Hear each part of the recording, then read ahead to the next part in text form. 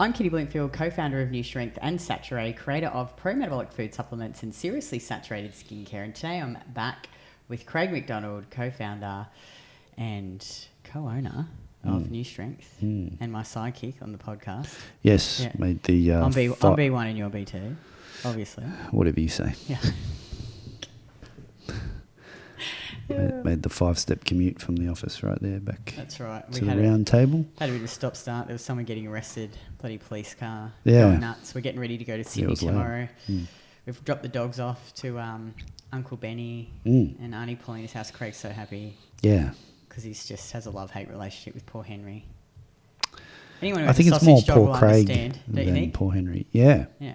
No, everyone I talked to, I actually bumped into a lady yesterday and she had 2 of them. And I was like, oh, you've got a dapple. What's he like? And she's like, oh, so full on. They're just relentless. Like, they just don't stop. And I'm like, yep, I feel your pain. Yeah. Anyway.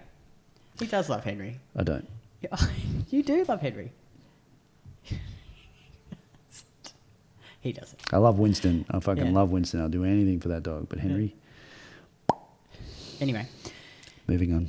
Today's podcast is about tracking. And I'm tracking my food, but I'm not getting the results that I want. And we thought we'd just talk about some of the,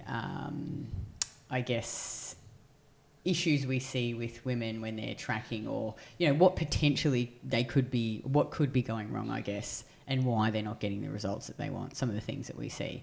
So I guess maybe to start with, Craig, talk a bit about, why tracking accurately is important when you have a specific goal. For example, someone comes to us, they want to lose body fat or they want to lose weight, so they need to eat in a calorie deficit. Yes. So just talk about quickly why that's important. Yeah, so when you think about, like, I want to lose weight or I want to get in shape, most people have a rough idea of what body weight that might be and what that kind of looks like in the mirror, right? Maybe how many dress sizes down. There's always going to be an objective metric there in which they're trying to achieve.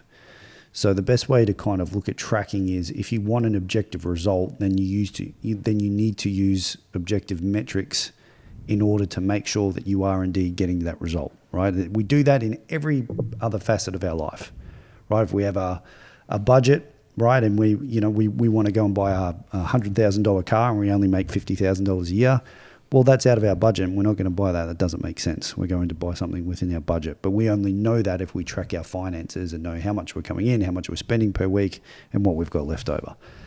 Tracking calories is the exact same thing. If you want to go from 80 kilos down to 65 kilos, lose X amount of body fat percentage and lose X amount of dress sizes, you need to track the variables that are conducive to getting that result. And we always talk about a calorie deficit being the thing that is what's needed in order to, lose the weight.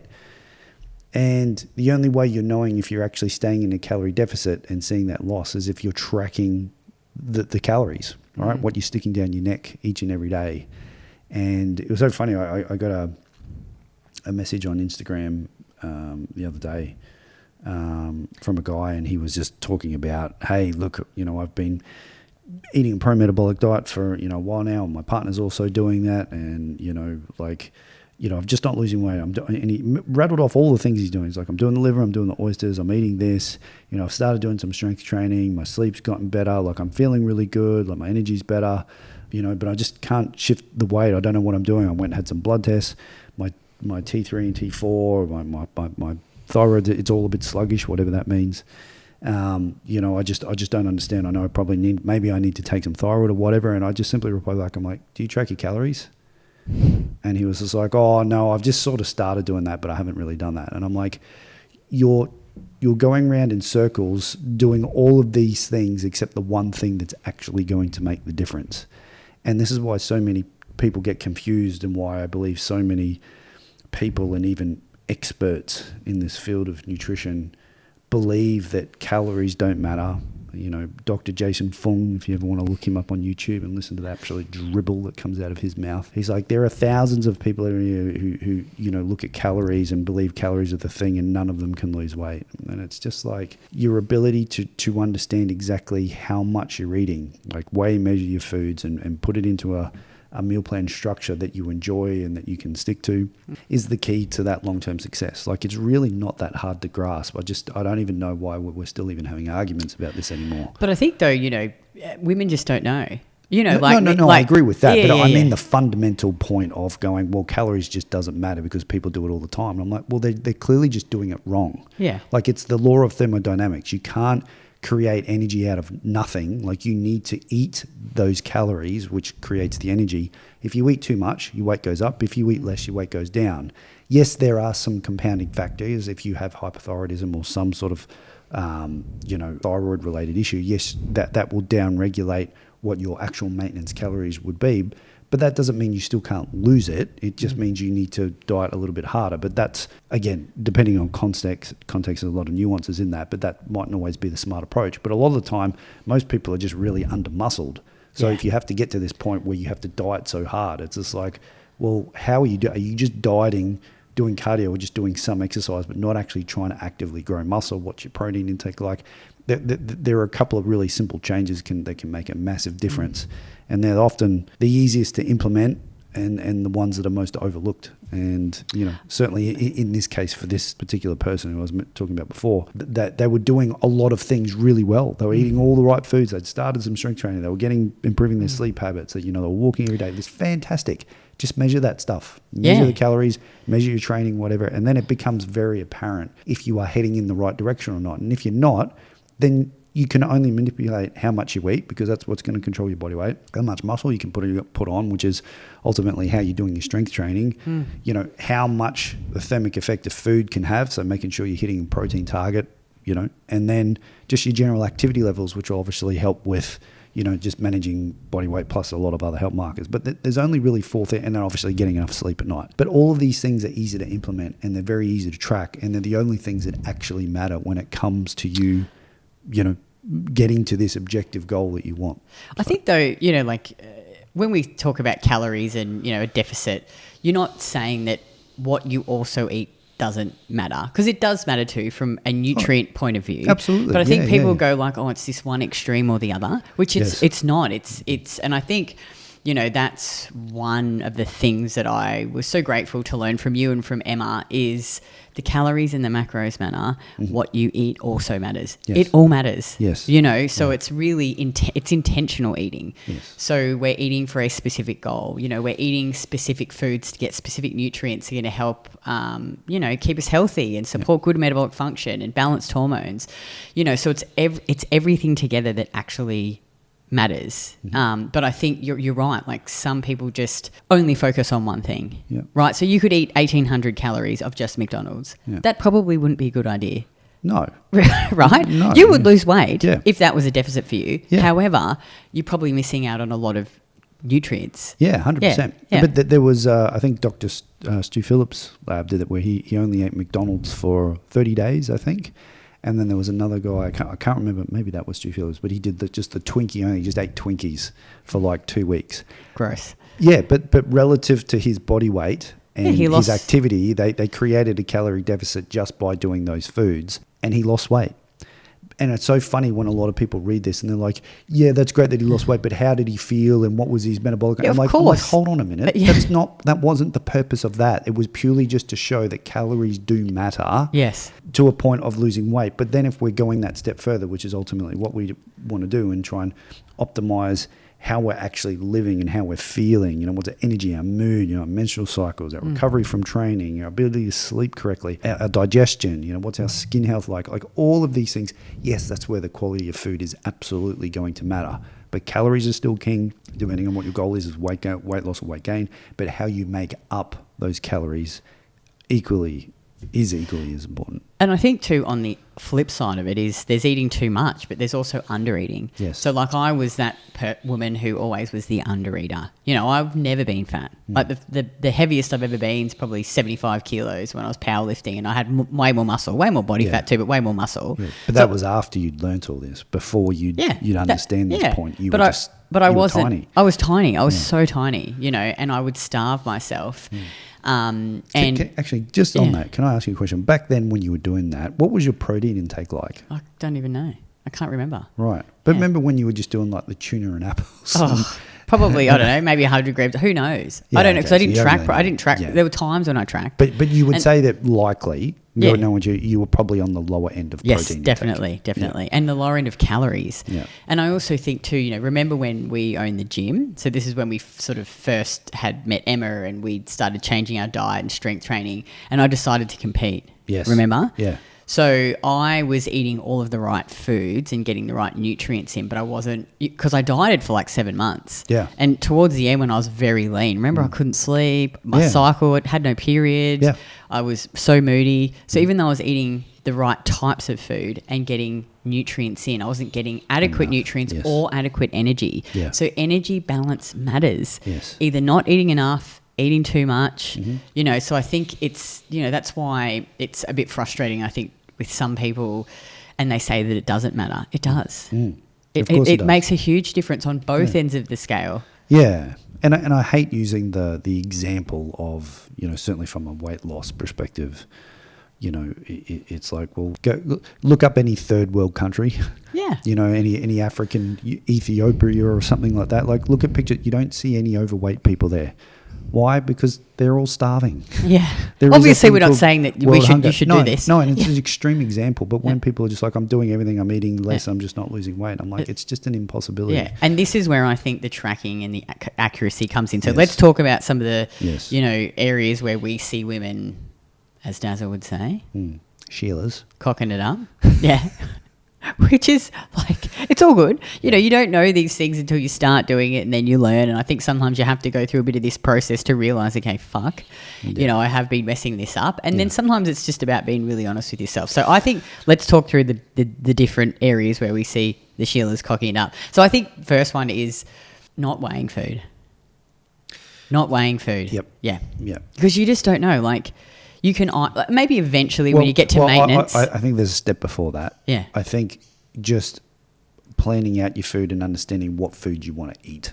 I think weighing the food is first. I disagree. Well, look, let's talk about not weighing the food first. Then we can talk about that. No. Because I'm right, you're wrong. I think a lot of women say to me when they join the program, do I have to get a set of food scales? I'm like, absolutely. Yes. And look, we're not saying that you have to track and measure your food and weigh it forever, because I have like a hybrid method now. I track and measure during... hybrid method. I call it the hybrid method, When did you come up with that? But it's a combination of tracking and Look not out, tracking, ladies and gentlemen. It's the hybrid method. But, once Probably stole that off a Alex Hormozy video I don't or know. something. It just came to me while we were talking. But I think, once you get to the maintenance point and you've been doing this long enough, you'll have, I'll prep and plan food for the week to make sure I'm eating enough and I've got everything ready to go because we're so busy. Yeah. And then on the weekends, we go out a lot. At the moment, we've been going out heaps. I don't track that, but I don't need to because I don't have any specific goals and I don't need to weigh and measure it. I can eyeball it and, I know how much that I need to eat. I'm in tune with my body's hunger signals and I can look at food and go, okay, well, that's a fuck ton of fat, or am I getting enough protein? So I think women, if they're listening to this is an incredible skill that you need to learn that you won't have to always do forever. So don't think you have to be so specific and so accurate for the rest of your life. Yeah. So I think the number one thing is weighing the food. So you have no idea really how much something actually weighs. Like a piece of steak, like butter. Fats are really easy to overconsume. So would you agree that you have to weigh your food initially? Yeah, you have to. And there's actually a presentation in our coaching course that I did on that where there was a few studies, one in particular where they took 10 everyday people and then 10 dietitians and they got them to track their food for 2 weeks, and then the dietitians just ad-libbed it, and then they swapped for the next 2 weeks. So the average Joes just tracked all their food, and the dietitians just ad-libbed it. And the difference in what people thought they were eating and what they actually was eating was an average of up to like 1,500 calorie difference. And even with the dietitians, their average was around sort of like 600 to 700 calories difference. So these are the professionals, the people that most people go to in order to get nutrition advice and meal planning and whatever. So even when they were doing it, they would still get it wrong. So if you've never spent any time actually understanding, what actual food portions are, volume. and what volume and what macros of certain foods are what, you don't you're know. never going to get there. You're just not. Like it would be like someone asking me to go and work at SpaceX and start building rockets. I'm like, fuck, where do I even start? Do you know what I mean? Like I'm gonna get this wrong. So it's very similar in the fact that you have to be prepared to start at the bottom and just accept that it's going to take you probably 3 to 6 months to really get a solid hang of, understanding what food is, what food's going to work best for you, how you actually structure it in a day that works for your schedule, and then allows you to hit those macro and calorie targets, and I think it's just, you have to be willing to just take your time with that, because you're going to stuff it up. Yeah, and I think too, it is totally worth it. Be disciplined with this initially, and you will have so much freedom. Yeah. We've talked about this a lot now, because this is the most undisciplined I think I've been for a very long time. When I say undisciplined, it's not, I still follow the principles, but I haven't been hitting my numbers in training. I've just been maintaining my training. I've not been tracking my food on the weekends. We've had a lot of social events. Yeah. But I've maintained my weight. Nothing has changed. I am exactly the same, because I can look at food and know, that's roughly how many grams of protein that I need to eat to get enough protein for the day. I know what to order when we go out. So I think and I don't feel any restriction. I don't feel like I'm restricted at all. I feel like we can go out and enjoy dinners. I can have a few drinks every now and then, and it doesn't worry me at all. Yes. So I think for the time and effort that you need to put in at the start to get that freedom at the end, it's totally worth it. So I think number one, weighing the food. Number two, I think, is tracking on the fly and having too much variety. Yes. Yeah. Well, they're and again, they're two separate points on there. Let's talk about tracking on the fly. Yep. Why that's not so optimal. Yeah. So there was a big thing kind of back in the sort of late 2000s where it was just the if it fits your macros, where they're like, you can have whatever you want, you've just got to hit these macro targets. Here's your protein, carb, and fat. You just do it how you want. And what that did was kind of set people up for this on-the-fly type tracking. They're like, I know there's a sushi bar downstairs from work. I'll go there for lunch, and then, I know there's this other thing that I can have, and I've got this stuff at home, and I can just wing it on it every time I want to do something. They'll pull out the app and barcode scan whatever it is and just add it in and make it work. And the reality is I've never actually seen anyone do that well. Certainly not for extended periods of time. So sure, there's always going to be times where you get stuck or you get caught in situations where you've just got to try and make it work. But that, if you're planning ahead, that should be very rare. But a lot of people were actually living their whole life based around this model. And it just failed epically, because what ultimately ended up happening was they were making poor quality food choices, because it became a game of what shit can I eat today and make it work and still get to my goals, as opposed to, planning ahead and, making better food choices. So it went too far down that road. Plus, there was also a big thing where when people did that for long enough, they got sick of it, because it become it's quite stressful, I think. Well, they had so much decision fatigue. Yeah. Because every single meal they were like, what am I going to have now? What's around here? What can I have this? I could go this. Could I scan that in on? Oh, that's going to be too much. What if I try this?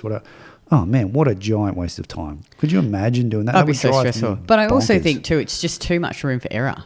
Yeah, that's why. 100%. It's just even all those other things aside, you're not going to be in that calorie deficit anymore, because you're not being able to track accurately. And I think that's probably not a true representation of the clients that we work with. They would probably not be doing that. No, definitely not. But I think I see a lot of women in our challenge, they're not proactively planning ahead. They're putting things in on the fly. They'll get to the end of the day like, fuck, I've got to eat 80 grams of protein, and 5 grams of carbs. Yeah, and there's just too much. There's too much. And I think when you have so much variety, I'm not saying that you can't have variety, but I think if you have a fat loss goal, whenever I've done a fat loss phase, I just eat the same thing most days, because it's easy. Reduces that decision fatigue, reduces that room for error. And then, like I said, once you get to maintenance, open it up, have more variety. You're still going to follow the same principles and plan ahead, but I think there's just too much room for error. We see it all the time, don't we? When people dial it in and get more consistent with, eating more similar things day to day, then they can hit their macros. I think the other thing too, and this is not even from a accuracy perspective and hitting that deficit, but just with the women that we work with, balancing their blood sugar. If you're planning on the fly, and you don't have to follow an exact macro split for each meal, but you just want to make sure that you have relatively evenly balanced protein, carbs, and fat. Good serve of protein, whatever, balancing your macros and eating regularly, because it's going to mean more stable energy. You're less likely to binge eat. I just think a lot of the women that we work with, like me, they would skip meals and then end up eating fuck all day, and then you just end up in a pizza and a tub of ice cream at the night. Whereas if you actually plan ahead, have a decent breakfast, set yourself up for the day, have a few more well-balanced meals, you get get to your dinner and you're not starving. Yeah. You're hungry, but you're not like, holy shit. Yes. I need to eat everything inside. Yeah, I think, well, like we talk about like within the program that, there's the people that take a reactive approach to their nutrition and ones that take a proactive approach. And the proactive approach, people always get the results a lot more efficiently with much less stress because they're proactively planning out their food, sticking it in their tracker ahead of time, and then just referring to their tracker to know what meal they've already got prepped, and they just eat that and happy days.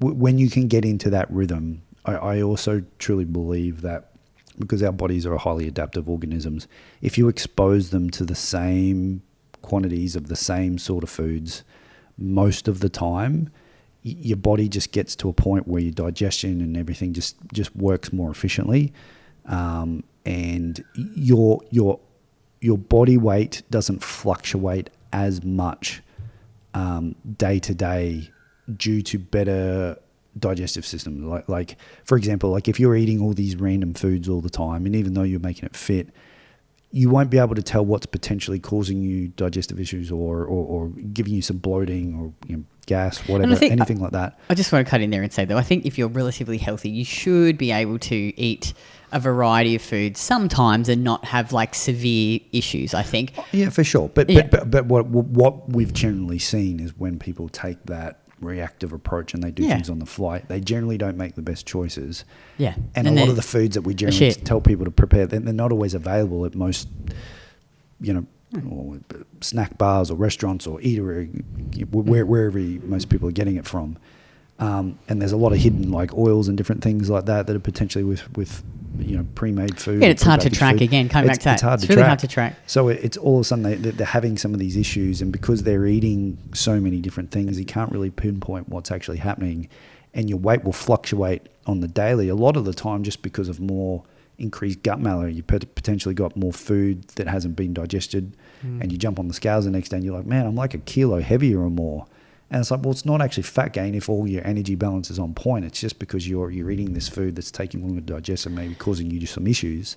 And then all of a sudden, too much fluctuations. But I generally see when people, eat the same kind of quantities, similar-ish same things. For the most part, same sort of structure, there generally tends to be much less fluctuation. I also think too, like when most women say to me, oh, what about the variety? I'm like, I bet you if you track your meals for a month, you'd probably come back to the same 10 to 12 meals. Yeah. Anyway, 100%. so it's like you want all this variety, but you're actually only eating these meals. So just pick the things you like and rotate them until And most of the time that's dinner meals because a lot of women have kids and they're like, I need something a little bit more flexible. And it's like, cool. Like from a meal plan standpoint, if you're eating 5 meals a day, it's just like, well, generally those first 4 meals, breakfast, morning tea, afternoon tea, whatever, are probably going to be the same because you're in control of those. You don't need to think about anyone else. But dinner time needs to be a little bit different. Yeah. So it's cool. Keep the things, in control what you can, fairly the same, and then just rotate those.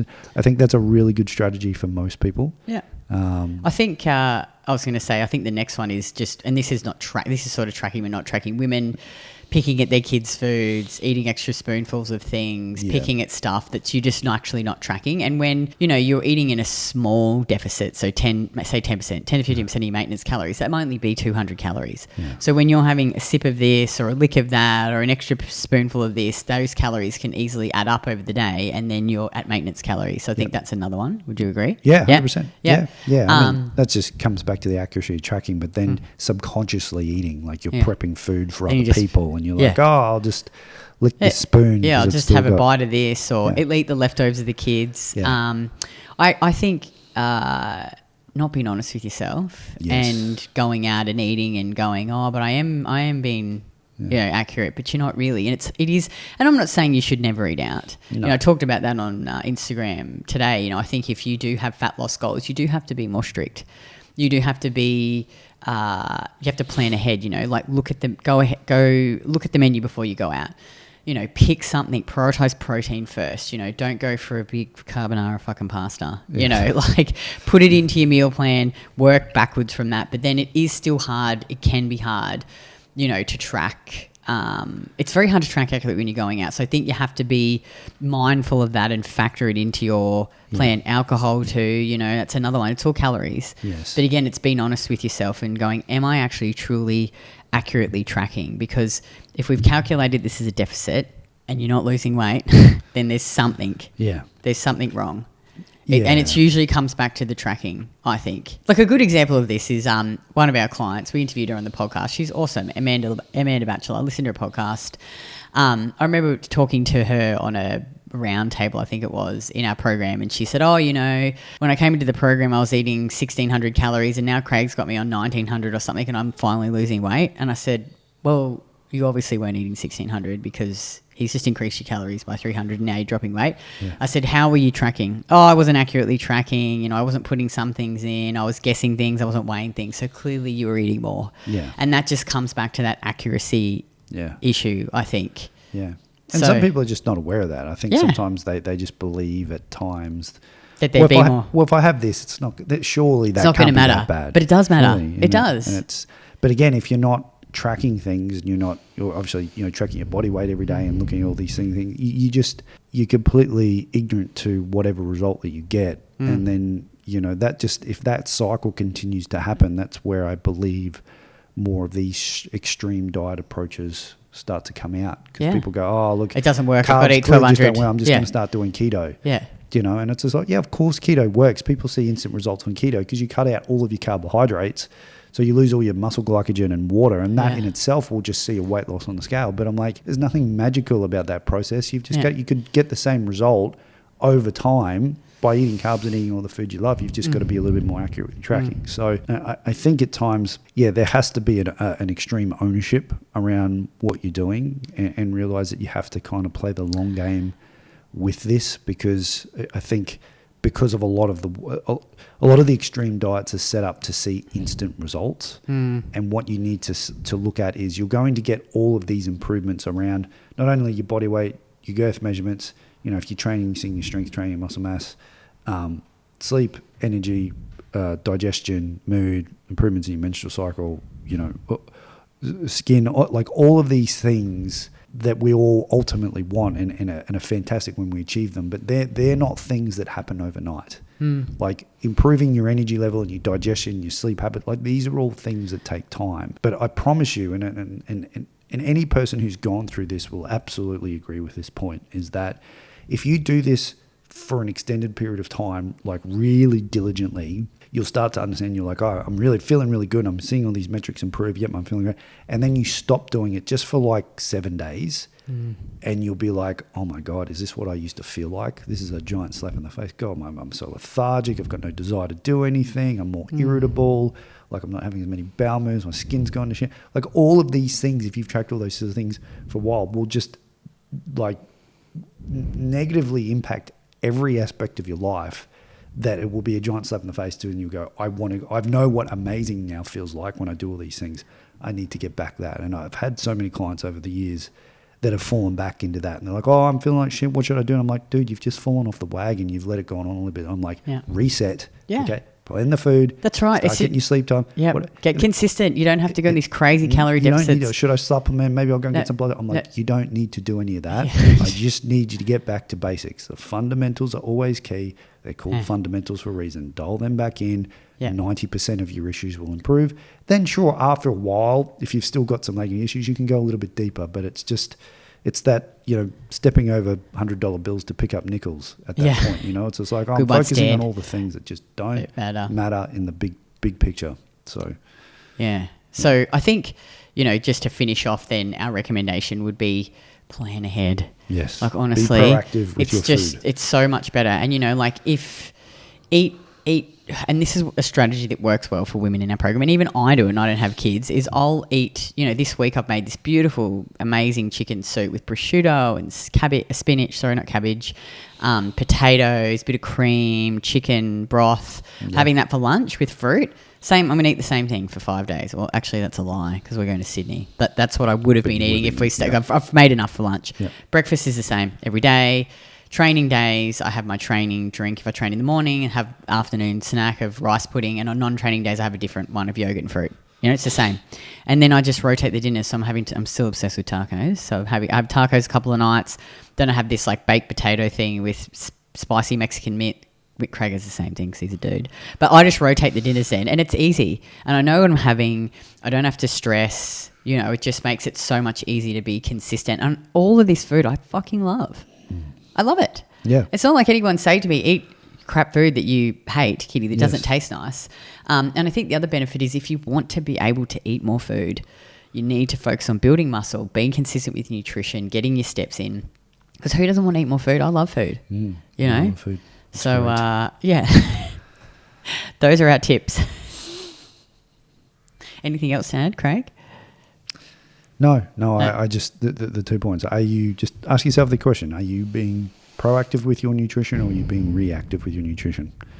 And just honestly conversate. If you're like, I spend more time thinking about this and trying to enter this and making things fit, or just not prepping your head or whatever, it's just like you're in the reactive path, and it's just you'll like, just feel better too. Yeah, it's just such a stressful way of doing things, and we've all got enough stress in our life from other things, works, relationships, kids, whatever it is. Food should be something that you enjoy, and if you set it up right, you should have that point where you actually look forward to every single meal that you have of every day. And you eat this great food that you really enjoy, and it also makes you feel really, really good. It's just like, that's how you win with nutrition. So be proactive. Good one, Craig. Thanks for coming. It's a great pleasure.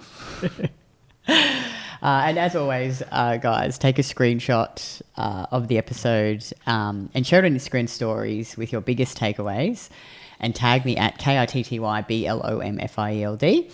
And each month I pick a winner, and they get a tub of Saturée Premium Collagen. And if you're new here or you've been following us for a while, I'll put a link to our 7-day Eat More, Train Less, Get Results challenge below. So in that challenge, we're going to teach you all about energy balance, aren't we, Craig? I'm sure. All about tracking macros, Absolutely. Training, steps, activity levels, all the basic things that we talk about on the podcast, so that you can get the body you want in a healthy and sustainable way while eating real food.